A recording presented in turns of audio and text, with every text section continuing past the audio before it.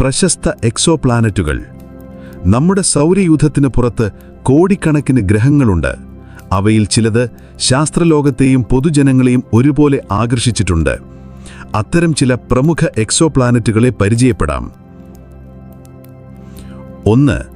51 Pegasi B, hot Jupiter വിഭാഗത്തിലെ ആദ്യത്തെ താരം.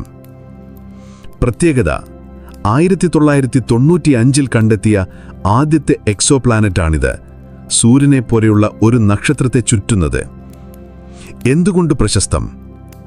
വ്യാഴത്തിന്റെ പകുതിയിലേറെ പിണ്ഡമുള്ള ഈ ഗ്രഹം അതിന്റെ നക്ഷത്രത്തോട് വളരെ അടുത്താണ് ഭ്രമണം ചെയ്യുന്നത്.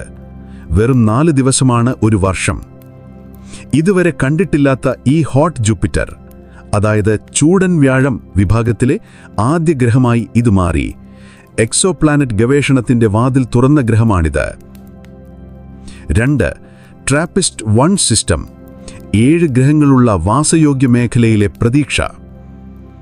പ്രത്യേകത: നമ്മുടെ ഭൂമിയിൽ നിന്ന് 39 പ്രകാശവർഷങ്ങൾക്കകലെയുള്ള ഒരു ചെറിയ ചുവന്ന കുള്ളൻ നക്ഷത്രം, അതായത് റെഡ് ഡ്വാർഫ് സ്റ്റാറിനെ ചുറ്റുന്ന 7 ഗ്രഹങ്ങളുള്ള സിസ്റ്റം. എന്തുകൊണ്ട് പ്രശസ്തം?